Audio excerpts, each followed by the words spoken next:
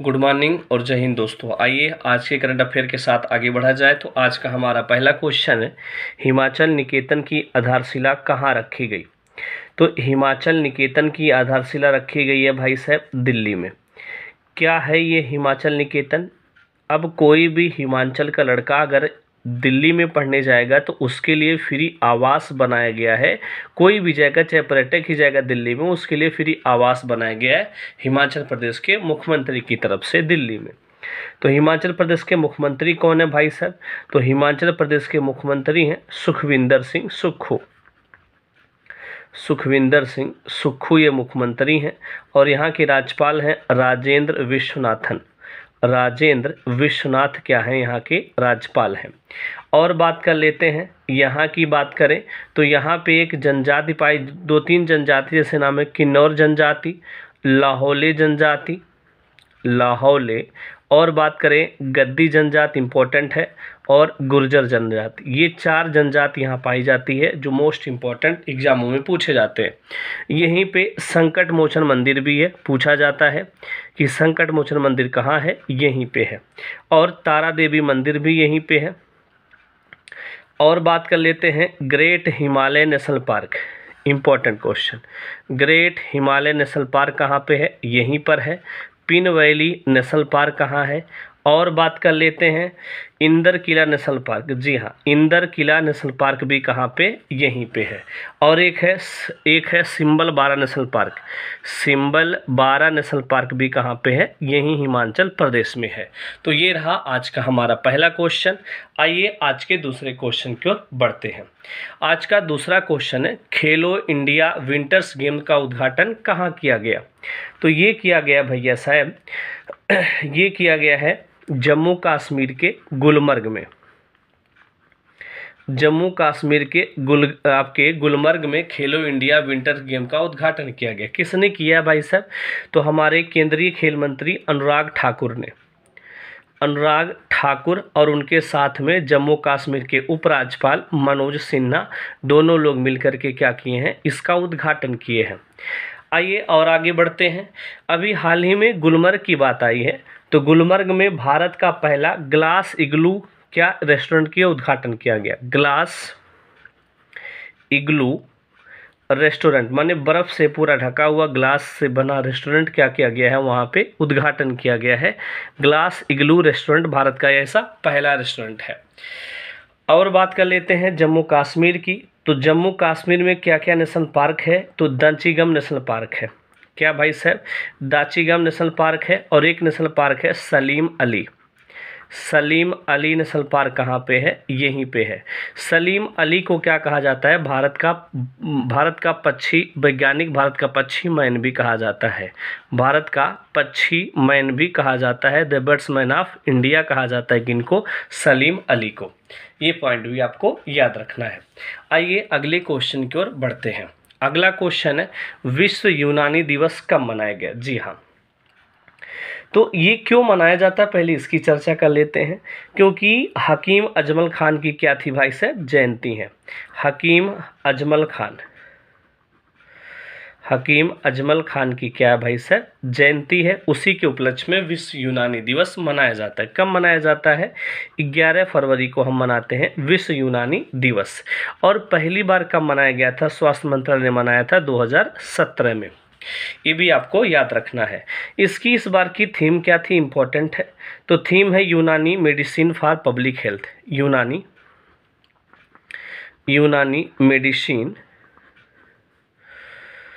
Medicine for public health.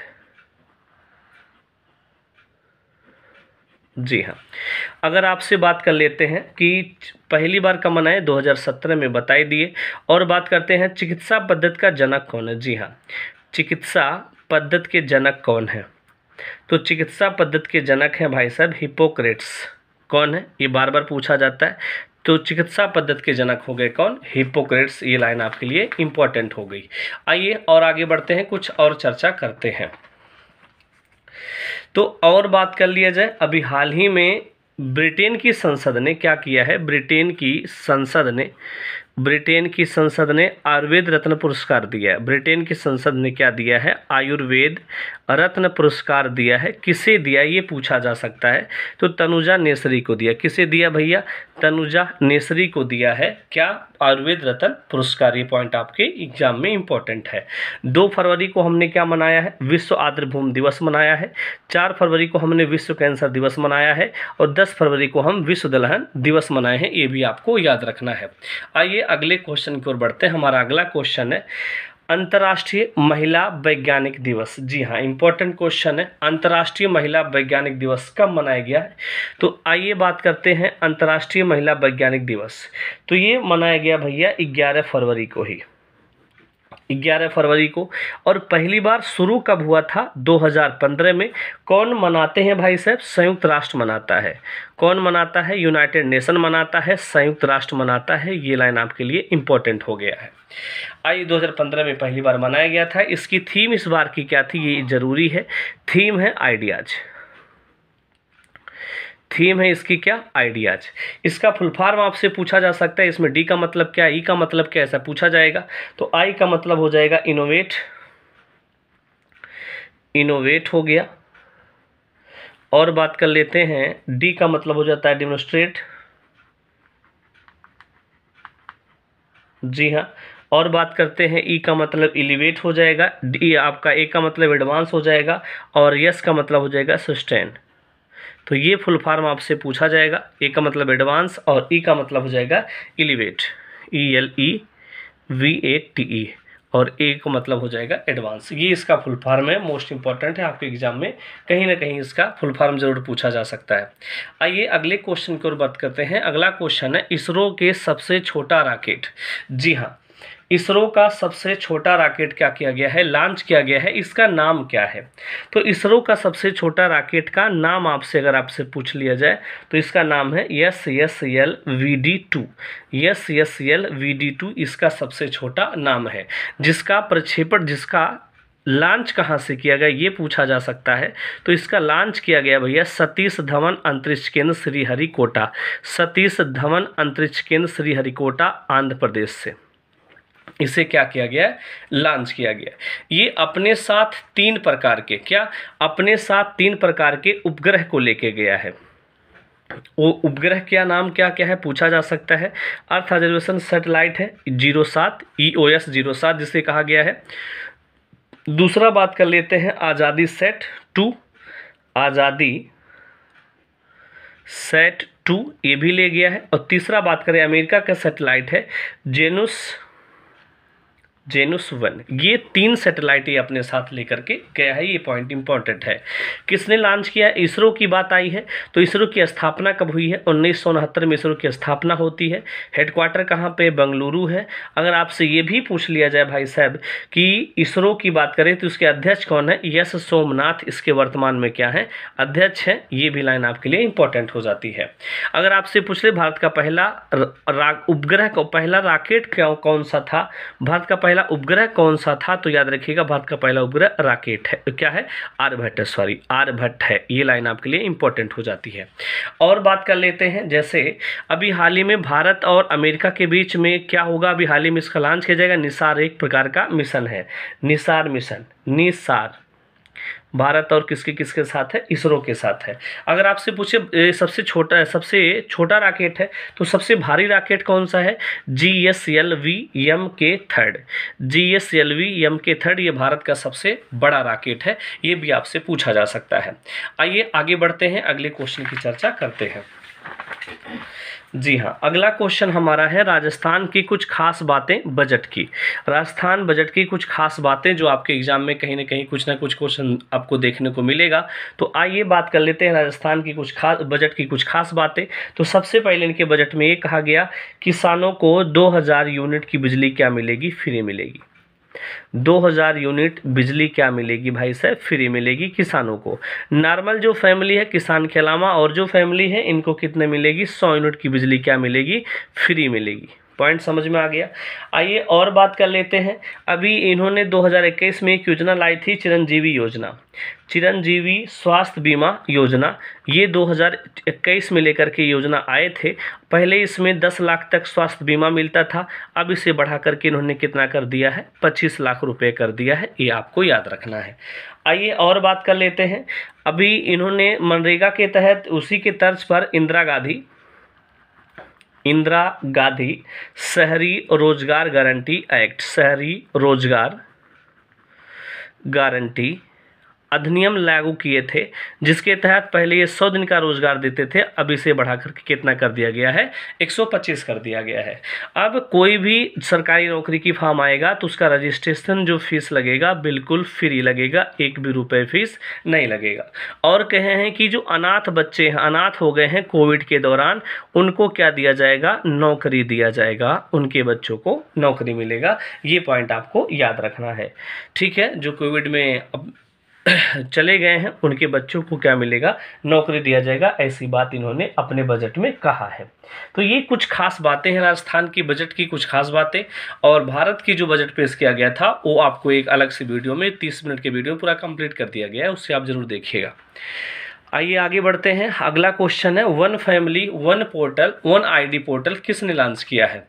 तो ये launch किया भैया हमारे उत्तर प्रदेश की सरकार ने। क्या है ये भाई साहब, वन फैमिली वन आईडी। अब क्या होगा, अगर किसी के पास केवल राशन कार्ड है तो उसके बल पे कुछ भी ये बैंक खाते अन्य चीज़ें खोले जा सकते हैं। तो one family one ID portal launch किया किसने भाई साहब, हमारी सरकार उत्तर प्रदेश की सरकार ने।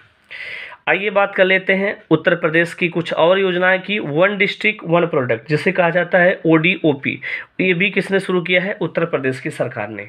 और बात कर लेते हैं एक जिला एक उपज। जी हाँ, एक जिला एक उपज, ये भी किसने शुरू किया है, हमारी उत्तर प्रदेश की सरकार ने शुरू किया है। बात समझ में आ गया। आइए और बात कर लेते हैं, ODOP हो गया, वन फैमिली वन आईडी हो गया, और एक जिला एक उत्पाद भी किसने शुरू किया है, हमारी उत्तर प्रदेश की सरकार ने। और बात करें कुछ उत्तर प्रदेश की, तो उत्तर प्रदेश के मुख्यमंत्री वर्तमान में कौन है, योगी आदित्यनाथ जी वर्तमान में क्या है, उत्तर प्रदेश के मुख्यमंत्री हैं। और राज्यपाल का नाम है आनंदीबेन पटेल, उत्तर प्रदेश की क्या है, राज्यपाल हैं। उत्तर प्रदेश में केवल विधानसभा की कुल कितनी सीटें हैं, 403 सीटें हैं। और बात कर लेते हैं विधान परिषद की टोटल 100 सीटें हैं, और 80 सीटें लोकसभा की हैं, और 31 सीटें राज्यसभा की हैं। ये भी आपको याद रखना होगा। आइए अगले क्वेश्चन की ओर बढ़ते हैं। हमारा अगला क्वेश्चन है, विमानन सुरक्षा रैंकिंग में भारत का स्थान कौन सा है? तो विमानन सुरक्षा रैंकिंग में भारत का स्थान जो है भाई साहब, ये 55वें नंबर पे आ गया है। इसके पहले ये रैंक कितना था, 112 नंबर पे था। बहुत तेजी से उछाल मारा और 55वें नंबर पे हम पहुंच चुके हैं। ऐसे ही एक रिपोर्ट है पासपोर्ट इंडेक्स। पासपोर्ट इंडेक्स में जो हेनले जारी करता है, इसके तहत भारत का रैंक कौन से नंबर पे आ गया है, 50वें नंबर पे आ गया। ये भी आपको क्या करना है, याद रखना है। अगला क्वेश्चन की बात करें कि विश्व सरकार शिखर सम्मेलन 2023 का आयोजन कहाँ किया गया? तो विश्व शिखर सम्मेलन 2023 का आयोजन किया गया है दुबई में। कहाँ भाई साहब, दुबई में किया गया है। और दुबई कहाँ है भैया, UAE, यूनाइटेड अरब अमीरात में है। इसकी थीम क्या है, पूछी जाएगी। तो इसकी थीम क्या है, विश्व सरकार शिखर सम्मेलन की, शेपिंग फ्यूचर गवर्नमेंट। क्या है भाई साहब, शेपिंग फ्यूचर गवर्नमेंट, ये इसकी क्या है, थीम है। अगर UAE की बात करें तो होप मंगल मिशन इन्होंने क्या किया, लॉन्च किया है। होप मंगल मिशन है, इन्होंने लॉन्च किया है। और बात कर लेते हैं, भारत का पहला, भारत के बाहर IIT कहाँ खुलेगा, भारत का पहला विदेश में IIT कहाँ खुलेगा, UAE में ही खुलेगा। ये भी आपको क्या करना है, याद रखना है। आइए अगले क्वेश्चन की ओर बढ़ते हैं। अगला क्वेश्चन हमारा है, राजा राम मोहन राय राष्ट्रीय पुरस्कार 2023 से किसे सम्मानित किया गया? तो ये किस क्षेत्र में दिया जाता है, पहले ये जान लेते हैं। पत्रकारिता के क्षेत्र में ये अवार्ड दिया जाता है। और बात कर लेते हैं ये किनको मिला है इस बार का अवार्ड, तो ये मिला है भाई साहब एनी भवानी कोटेश्वर प्रसाद को। एनी भवानी कोटेश्वर प्रसाद को मिला है ये राजा राम मोहन राय राष्ट्रीय पुरस्कार। राजा राम मोहन राय ने किसकी संस्थापक की है, ब्रह्म समाज का इन्होंने क्या किया है, संस्थापक किया है। आत्मीय सभा इनकी सबसे पहली संस्था कौन सी है भैया, आत्मीय सभा, इसका भी इन्होंने क्या किया है, स्थापना किया है। ब्रह्म समाज का इन्होंने भी क्या किया था, स्थापना किया था। और बात कर लेते हैं, संवाद कौमुदी इनकी क्या है, पत्रिका है। ये भी आपसे पूछा जाता है। संवाद कौमुदी जो है इनकी क्या है, पत्रिका है। एग्जाम में बार बार आपके सामने बिल्कुल पूछा जाएगा। आइए कुछ और बात कर लेते हैं इनके बारे में। कुछ बात करें राजा राम मोहन राय के बारे में तो उनकी बात कर लिया जाए। तो जी हाँ, एक मिनट जी हाँ। तो राजा राम मोहन राय की बात करते हैं। राजा राम मोहन राय, आइए बात कर लिया जाए। तो सबसे पहले राजा राम मोहन राय की बात करें तो इन्हें क्या कहा जाता है? आधुनिक भारत का पिता कहा जाता है। पहली बात तो आपको याद रखना है, आधुनिक भारत का पिता कहा जाता है। नव जागरण का अग्रदूत कहा जाता है। नव जागरण का क्या कहा जाता है? अग्रदूत कहा जाता है। और बात करते हैं, भारतीय राष्ट्रवाद का जनक कहा जाता है। भारतीय राष्ट्रवाद का जनक कहा जाता है। और बात करते हैं, सुधार आंदोलन के प्रवर्तक भी इनको कहा जाता है। सुधार आंदोलन के प्रवर्तक भी कहा जाता है। और बात करें, युगदूत भी कहते हैं। कौन कहा था इनको? सुभाष चंद्र बोस ने इनको युगदूत कहा था। और बात कर लेते हैं, राजा की उपाधि इनको मिली थी अकबर द्वितीय के द्वारा, क्योंकि अकबर द्वितीय का पेंशन बढ़ाने के लिए कहाँ गए थे भाई साहब? ये गए थे ब्रिटेन में। बात क्लियर हो गया। और वहीं पर इनकी क्या हो जाती है? मृत्यु हो जाती है। ये पॉइंट आपको याद रखना है। इनका जन्म की बात कर लेते हैं। इनका जन्म कब हुआ था? तो याद रखिएगा 22 मई 1772 को इनका जन्म हो जाता है बंगाल के हुगली जिले में। बंगाल के कहाँ भाई साहब? बंगाल के हुगली जिले में इनका क्या हो जाता है? जन्म हो जाता है। ये भी आपसे पूछे तो आप बता दीजिएगा। बात क्लियर हो गया। आइए और बात कर लेते हैं। और जैसे कुछ और बात करते हैं, ये क्या करते थे? रमाकांत जो थे बंगाल के नवाब हुआ करते थे, उनके यहाँ क्या करते थे? ये उनके पिता दीवानी का काम करते थे, वहाँ ये भी जाते थे। और वहीं पे इनको राय की क्या मिली थी? उपाधि मिली थी, राजा राम मोहन राय की उपाधि। बात क्लियर हो गया। और बात कर लेते हैं, इनको 12 भाषाओं का क्या था? नॉलेज था। कितनी भाषाओं का भाई साहब? इनको 12 भाषाओं का क्या था? नॉलेज था। ये भी याद रखिएगा। और 1814 में इन्होंने क्या किया है? अपनी पहली संस्था स्थापित की, जिसका क्या नाम है? आत्मीय सभा। आत्मीय सभा की इन्होंने क्या की है? स्थापना की है। और उसके बाद इन्होंने किसकी स्थापना की है? 1816 में वेदांत सोसाइटी। जी हाँ, 1816 में इन्होंने वेदांत सोसाइटी की स्थापना की है। और बात कर लेते हैं, जैसे कुछ और बात करते हैं, 1821 में इन्होंने क्या की स्थापना की है? कलकत्ता यूनिटेरियन कमेटी की स्थापना। कलकत्ता यूनिटेरियन कमेटी की भी क्या की है? स्थापना की है। ये भी आपसे बार बार एग्जाम में पूछा जाता है। और 20 अगस्त 1828 को इन्होंने क्या की है? ब्रह्म समाज की क्या की है? स्थापना की है। ये मोस्ट इंपॉर्टेंट है, ये भी आपके एग्जाम में बार बार पूछा जाता है। इन्हें पत्रकारिता का अग्रदूत कहा जाता है। इन्होंने बहुत सारी पत्रिका का क्या किया था? और एक पॉइंट और, एक पत्रिका इन्होंने निकाली थी जिसका नाम है संवाद कौमुदी। संवाद जो कौमुदी है, इसमें सती प्रथा का घोर विरोध किया गया है, क्योंकि इनके भाई का नाम जगमोहन था और जब उनकी मृत्यु हो जाती है तो इनकी भाभी अलका मंजरी को उसमें सती होना पड़ा था। इसलिए इन्होंने बहुत ज़्यादा विरोध किया और विलियम बेंटिक की मदद से 1829 में सती प्रथा को क्या लगा दिया? रोक लगा दिया। ये भी आपको याद रखना होगा, पॉइंट इंपॉर्टेंट है। बात समझ में आ गया। और ये अब एक 1831 में क्या करते हैं? ये 31 में अकबर द्वितीय का पेंशन बढ़ाने के लिए कहाँ जाते हैं? ब्रिटेन में जाते हैं। और ब्रिटेन में किसके दरबार में पहुंचते हैं? विलियम चतुर्थ के दरबार में। और 1833 में वहीं ब्रिस्टल इंग्लैंड में इनकी क्या हो जाती है? मृत्यु हो जाती है। ये कुछ खास बातें हैं जो हमने मेन पॉइंट इनके बारे में बताया है, वो आपको याद रखना है। तो ये रहा आज का हमारा करंट अफेयर। वीडियो पसंद आए तो लाइक कीजिएगा, शेयर कीजिएगा, सब्सक्राइब कीजिएगा। थैंक यू, धन्यवाद।